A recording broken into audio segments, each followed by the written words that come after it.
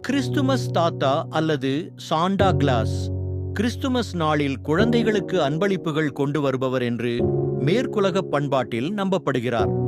இவர் தொன்ம வரலாறு மற்றும் நாட்டார் பாடல்களில் வரும் ஒரு பாத்திரம். சாண்டா கிளாஸ் பற்றிய சில தகவல்கள். சாண்டா கிளாஸ் என்ற சொல் டச்சு மொழியின் சிண்டர் கிளாஸ் என்ற சொல்லில் இருந்து வந்தது. சாண்டா கிளாஸ் கிரேக்கத்தில் 4ஆம் நூற்றாண்டில் வசித்த புனித நிக்கலசு என்பவரை அடிப்படையாக கொண்டவர்.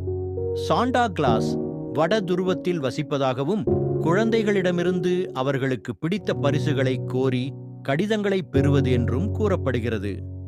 சாண்டா கிளாஸ் ஒரு கற்பனையில் உருவாக்கப்பட்ட பாத்திரம்.